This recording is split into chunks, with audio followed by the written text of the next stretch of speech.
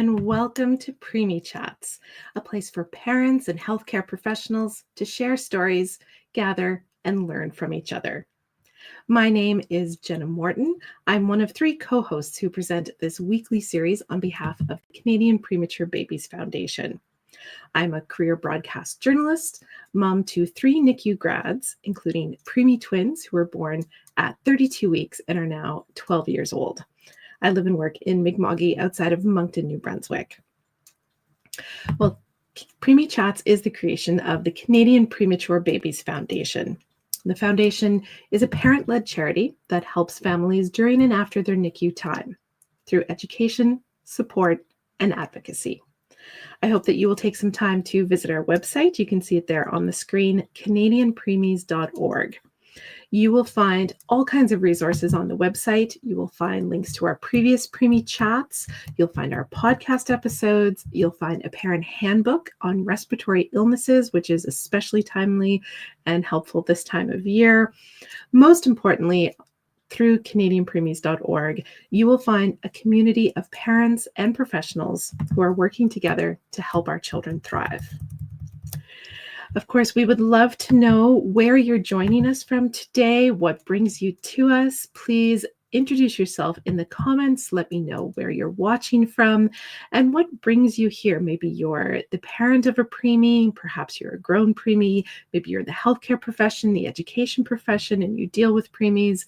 Whatever brings you to our talk today, I would love to know where you're joining from and what your interest is. And as we go through today's discussion as well in the presentation, if you have questions that you'd like to put to our guest, please feel free to drop them in the comments. We will have an opportunity at the end of the session today to perhaps answer some of those. Well, it is September. We're back to school. Everyone is thinking about all those worries you have as you send your children off into the world. And those those big transitions of learning skills and how to behave. We're going to try to help ease your mind a little bit as you're thinking about those big transitions, especially with younger children who maybe have some difficulties in dealing with certain situations or have some challenges. And to do this, we have invited Shira Karpel to join us. She's the clinical director at Kayla's Children's Centre in Thornhill, Ontario. The center is a school, a therapy clinic. They have recreational opportunities, camps, all kinds of things specifically designed with children and youth with disabilities. So she is going to share about preschool life skills, and I know that it's going to be a fantastic presentation. Welcome to Preemie Chats, Shira. Hi, Jenna. Hi, everyone. Thank you very much for having me. I'm very happy to be here. Great. I'm going to bring your presentation up on the screen and we're going to dive right in because I'm sure there's going to be so many people that are so keen to hear the tips and tricks and research-based information you have to share with us today. Yes, thank you. And like you said, the topic today is preparing for preschool and beyond, the importance of life skills in early childhood. But before we dive into that, I thought I'd introduce myself a little bit. I started in this field as a preschool teacher, actually, and then I later got my BCBA, which I'll explain in a little bit. I'm a board-certified behavior analyst. I am a parent of 3. My second son was a preemie. He was born at 34 weeks. He is now 18 years old and, strong, smart kid. But I do remember those early feelings. I am the clinical director here at Kayla's Children's Centre. I am also in a program to get my doctorate at Western University in education, and I'm really passionate about this field, early childhood, education, and ABA, and really how those intersect to help kids and everybody. So I love the topic of preschool because preschool is so foundational, right? But the most important skills that our kids can learn in preschool are usually not the things like letters and numbers. And when I'm talking about preschool, I'm talking about 5 years old and under. It's where they begin developing life skills that form the foundation for success in school and beyond. So much happens in a classroom that kids can try and play, and so much happens through play and exploration that is more than just the academics that they're learning. So I thought I can first hear from all of you. If you were to choose some of those important skills that you think our kids can learn from preschool that would help set them up for success, which would you choose? If you can put into the chat. However, Jenna, I can't see the chat, so maybe you can let me know what people are saying. If you can think about, if you had a magic wand and you wanted your child to come out of preschool with certain skills that you would be really proud of and happy that they gained these skills in preschool, what would some of those be? Well, we're waiting to see if anyone else adds some ideas. I know for me personally, that interpersonal connection, the ability to socialize with other people, was something that was very top of mind for me with my children going off into the world. Hi, sorry, I didn't hear you. Oh, just interpersonal skills. Mm-hmm. Yeah, we talk a lot about that. Okay, we're going to come back to this. I'm going to do a little bit of an introduction as to what I do and why we're looking at this from a lens of ABA. ABA stands for Applied Behavior Analysis. And for anyone who isn't familiar with what ABA is, there's a little bit of an explanation. ABA really is the science of learning. It is looking at behaviors and the environment and how those two intersect, how we can use the environment to shape behaviors that we want to see more of. It can also be focusing on behaviors that we want to see less of, but really it's taking a big scale. So if you think of a big scale like toilet training, you take a big scale and you break it down into smaller skills and then teach those skills. So you don't all of a sudden have a toddler who's from one day to the next is fully toilet trained, but you break that down and you start by going onto the toilet and you start by eliminating, and then they learn how to ask to go to the bathroom. And it's everything that we do is a set of skills that we break down and we teach systematically. So that's really what ABA does, and it uses principles of learning to do that. So things like shaping, reinforcement, and prompting. That is what I do. And now, how does that apply to preschool? Well, I'm going to talk specifically about a study that was done. It was done by someone named Dr. Gregory Hanley in 2007. And what he did was they were looking at this foundational time of when children are in daycare or preschool, and how can we set them up the most for success? What are some of the skills that these students really need to learn? And this was done in a typical preschool. And they looked at what are some of the skills that our preschoolers can learn, both skills that will help prevent future challenging behavior. So even though right now there might not be any challenging behavior or it's really minimal, what are some of the skills we know will eventually result in challenging behavior? And also, from surveying a lot of kindergarten teachers, what are some of those skills that kindergarten teachers all felt like preschoolers really, really needed to learn? And the goal was that when we can teach them these skills really, really early on and show teachers how to model these skills, then our kids are better set up for success. So what were some of the skills that they found in this study were the ones that they focused on? So a lot of interpersonal skills is a good one. That is what they called in this next section. Interpersonal skills would be saying thank you, sharing, complimenting others, comforting others. But there were also some other really important ones. So the ability to, follow routines, follow instructions, responding to their name, requesting something from adults when they need help, requesting things from peers, using your words or using language, being able to tolerate when they don't get what they want. That's a really important one. Requesting for things beyond what you want, but saying, excuse me, or asking nicely. All of these skills were what they found that they really wanted to focus on. So they broke it down into 12 or 13 they divided up some of these, but they were about 12 or 13 skills, and they would focus on one a month. And they were looking to see that if we could teach our preschoolers these skills in a certain way, we'll talk about how they taught it, would they be better set up for success? Would we show less challenging behavior, and would they be able to show these skills more independently? So if they were set up in a situation where another child took their toy, would they hit that child, or would they be able to use their words, ask an adult for help, or problem solve, right? Those are really important things. So this is what the study was looking to teach these children in this preschool program, some of these skills over the course of a year. So an example of what that looks like is in a classroom example, waiting for their turn. And the reason that's important is it really works on developing patience and regulation.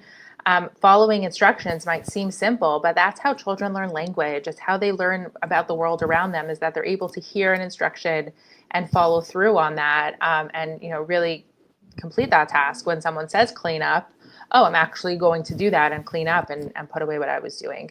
Asking for help is really important in problem solving and emotional regulation, and sharing, like you guys brought up, with interpersonal skills. This is where all of these skills are starting. And preschool is a really, really important time for us to start working on these skills, because they are prime. Like, they're here with other kids, they're developing, they're picking everything up. And this is a perfect, opportunity to start working on these life skills that will set them up for success. We always say that when someone's an adult, they're usually not being judged by how well they could do a math worksheet, but they'll be better set up to succeed in society if they have good manners, if they can problem solve, if they can initiate a task. All of those skills are really important life skills for an adult also.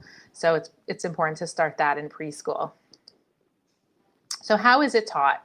So the way that this study went about teaching it is something we call behavioral skills training, and it is an evidence-based strategy in teaching really any skill. So you could apply this to any other skill that we want our kids to do.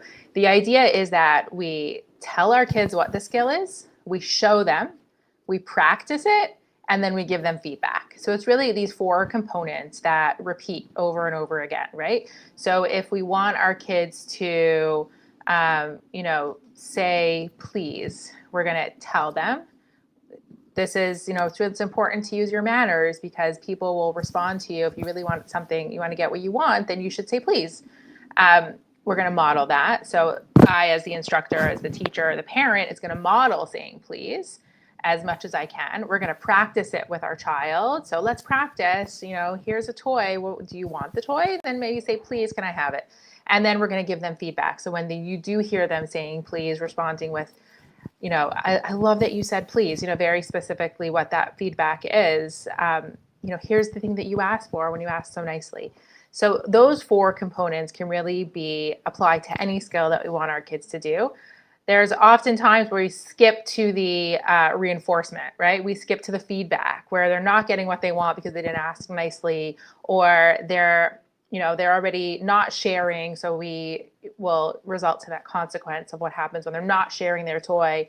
But the other side of that is, do they know what to do instead? So we know that we don't want them to hit, and we don't want them to scream or tantrum or do the things that we don't want them to do. But are we following these steps to show them what we want them to do instead? So if we want them to share, we can't just wait until they're not sharing to explain to them what they're doing wrong. We also have to explain to them what sharing is, why it's important to share, model it, practice it, and then in the moment you have a lot more opportunities to provide that feedback. So this is the teaching method that the study was using, and the results of the program were really, really positive. It reduced problem behavior in that preschool cohort by 74%. So where at the beginning of the year, students may have been tantruming more or hitting or engaging in some of these other problem behavior, that really reduced by teaching them the skills of communication and following instructions and cooperation and regulation and all of those really nice skills. And it helped also increase the skills that we want to see more of. So increasing those social skills, positive classroom environment, and any of those skills that I mentioned earlier, they actually did learn how to wait, how to use their words, how to share and cooperate, and all of those really nice skills. So it actually did work to teach them those skills by the end of the school year.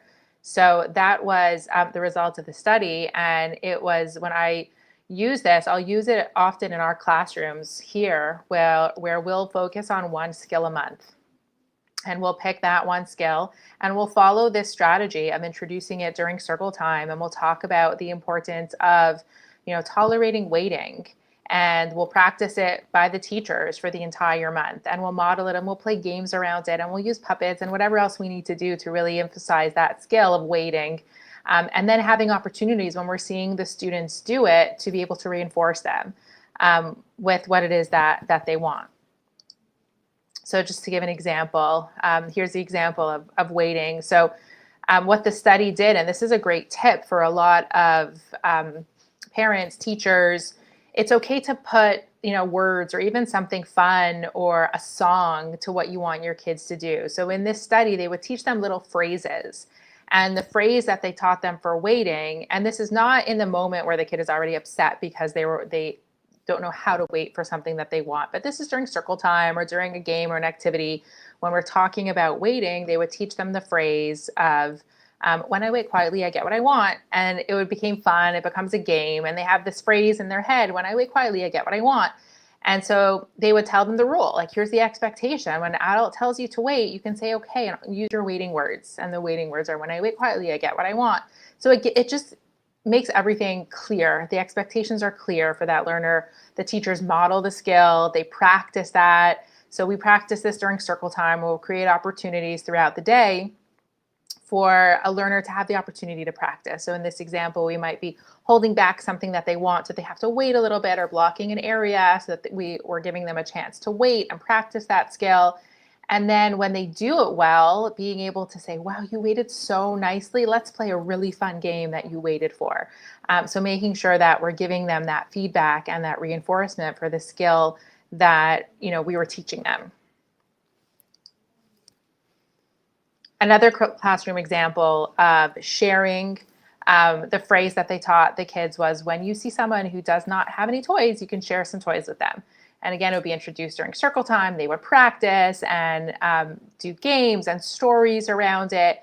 And then the teacher would set up contrived opportunities for the child who's learning this skill to approach another child who doesn't have any toys. So maybe if somebody is, arranges for another kid without toys, to be able to have the opportunity to share and say, oh, here, I have some toys. Why don't you have one? So it's contriving intentional opportunities for the kids to practice those skills.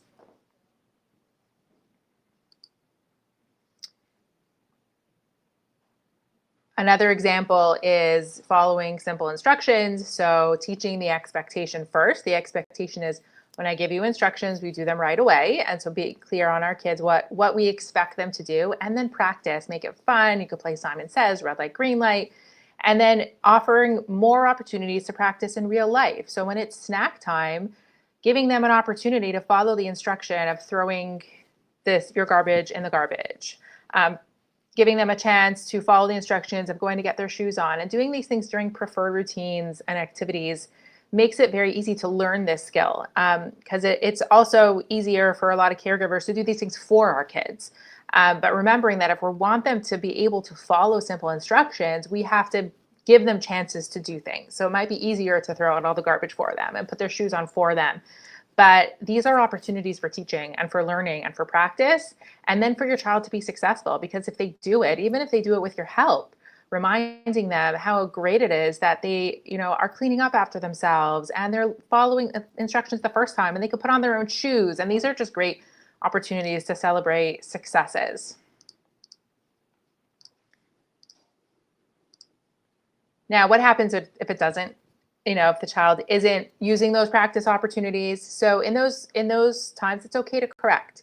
Not every situation that you've set up for a child to share a toy with another child is going to work out well, or not every situation where they're expected to wait, they're going to be able to wait patiently. But we want to build that skill. And the way that we do that is through how we correct them.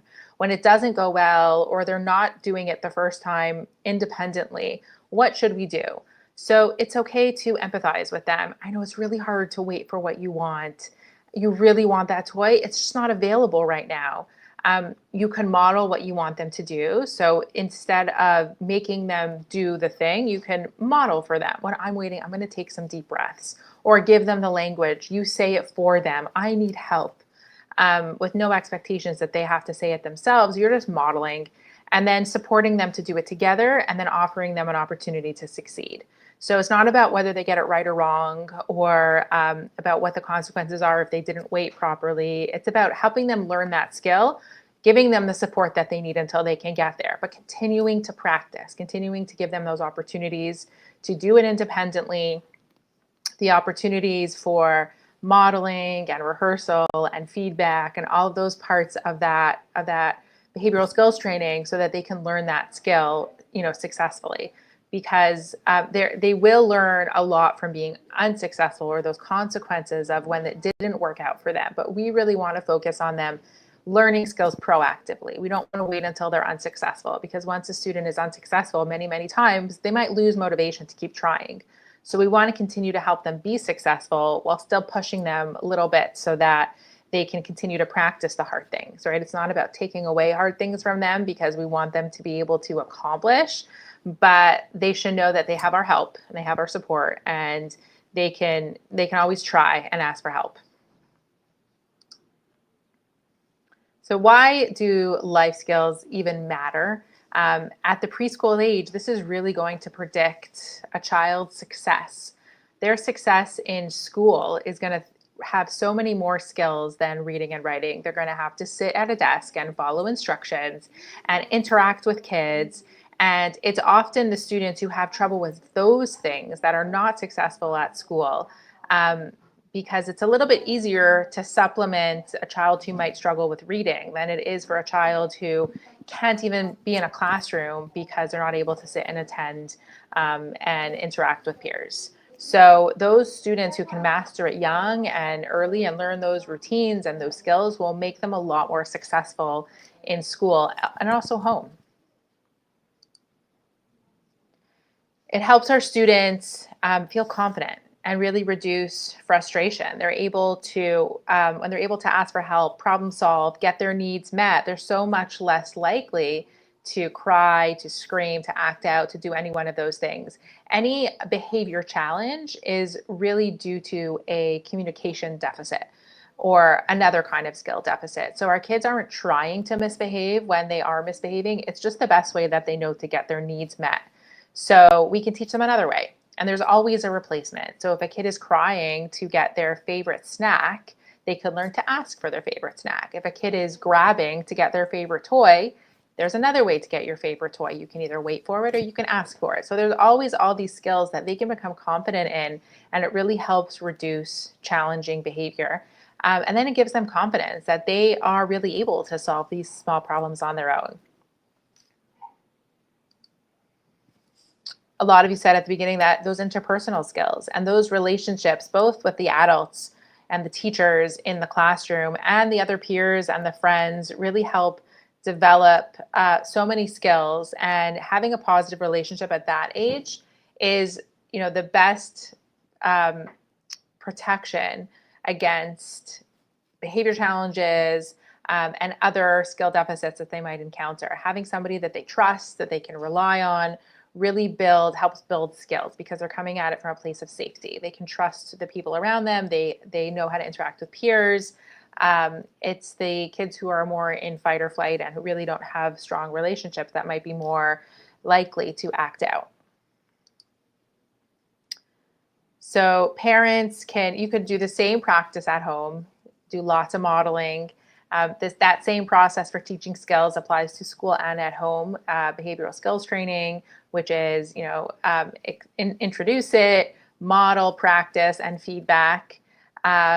Praise the things that you do see when they are doing it, praising things like sharing, cooperation, and tolerance.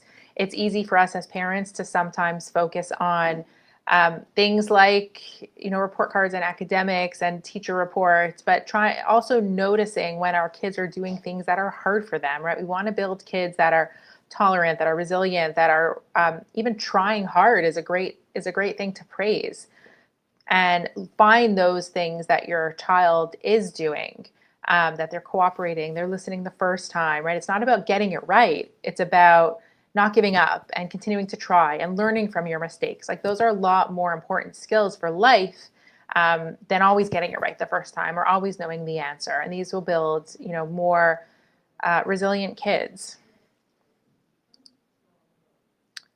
As I was saying, kids who can cooperate, communicate, and regulate their emotions grow into resilient and confident learners. So it will really set them up for success for their future education career, for school, but also for life. If you think about adults who are successful, people that you like to be around, it's usually because they can regulate their own emotions, they're good communicators, they're cooperative, they work well in a group. And these are skills that start at the preschool level. So we want to set our kids up for success in life. Then these are the important skills that are really going to help benefit them both in their school career, but also for the rest of their lives. My next slide is any questions that anybody has, either on this topic that we spoke about on preschool life skills. I'm happy to answer any questions on anything related to preschool or behavior management that I can help with. Well, thank you so much for that, Shira. That was it was a nice walk down memory lane for me.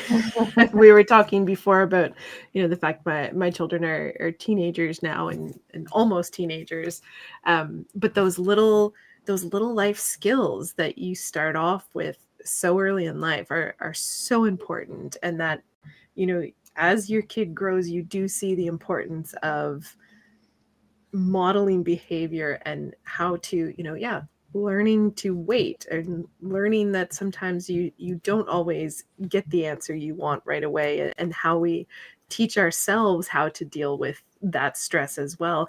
I'm wondering about that from the kind of teacher parent perspective.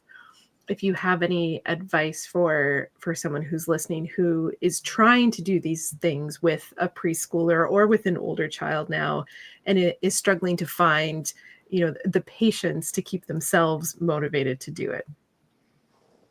Can you explain more?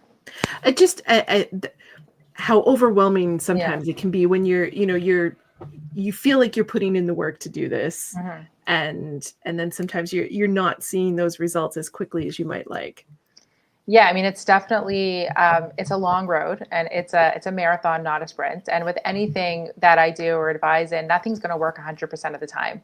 So something that I find helps is taking notes or having some way to like notice, like, am I doing this so that, let's say your child was tantruming a lot, and so you're trying to work on regulation.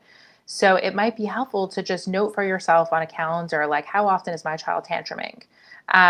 Because then you can really see in the moment, it's really hard to feel like it's working. But if you have a way to see over time, is what I'm doing actually working? You can take a more objective view.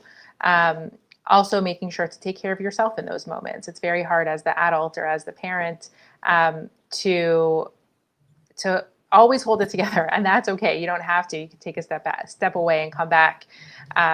But having ways of knowing over time, is what I'm doing working? I think that that's the goal, is that nothing's going to work in the moment. And sometimes the things that work in the moment are actually what you shouldn't be doing, because that will just reinforce a bad habit. So it is hard to have that balance, and sometimes reinforce that habit. If you need a break and your kid is melting down in the grocery store and they need a snack, then do it. But being able to see the big picture, I think, is really helpful, to know that I'm doing this because it's going to help in the long run, and having a way for you to get that feedback of whether it's working or not.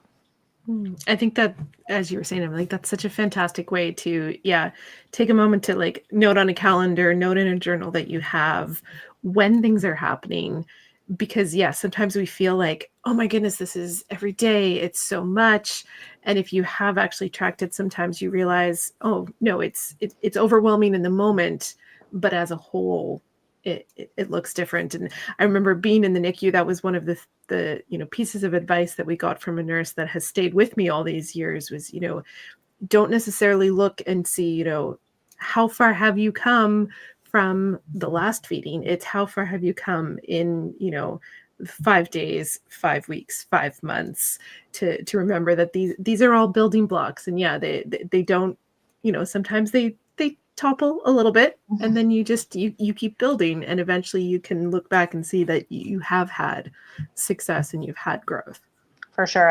Everything with kids is, 2 steps forward, 1 step backward. You just hope you're making progress, but it's very easy to get stuck in the weeds. And so having a way to zoom out every once in a while and remember that everything's temporary, it's just a phase, and reminding yourself that, it will be okay.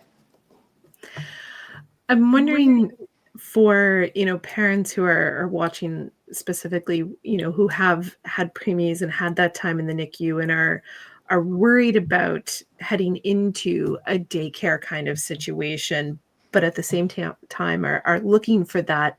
What kind of advice or reassurance can you give them about the, how big of a group do you need to have in your life to help practice things like sharing and waiting with a preschooler? How big of a group? Not big. I think I would look for a daycare that's aligned with the values that you have and the expectations that they have on their students and what they are practicing. And are they making students clean up after themselves? Are they working on things like sharing and cooperation and regulation? How engaged are the staff with the students? Those are some good things to look out for. Yeah. I remember the idea of, yes, looking at staff and whether there's staff turnover, and the attitude of staff if you get to go and do a visit before you enroll in a situation was so helpful to me. Mm-hmm. I think that's all the questions that we've had. There've been a few people watching along and just kind of saying hello. So thank you so much for sharing your presentation and your time with us today.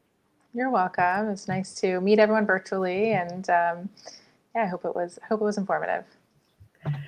Thank you so much. And thank you to everyone who's been watching and joining us today. My guest was Shira Karpel with Kayla's Children's Center in Thornhill, Ontario. And a reminder that you can watch the replay of today's discussion anytime. It'll be up on our website, canadianpreemies.org. You can also find all the previous Preemie chats there, as well as lots of other resources. We do ask, if you found this helpful, if you think there's someone in your life that would find this helpful, please take a moment to share it with them. That goes a long way in encouraging us in what work we're doing here. A reminder that the Canadian Premature Babies Foundation is a charitable organization. We are thankful for our sponsors who help us make this possible. That includes some of you who are watching who take the time to donate as well. We appreciate that. And a reminder that Preemie Chats happens here every Friday afternoon at 1 p.m. Eastern Time. I hope that you will be able to join again in the future. And until then, take care.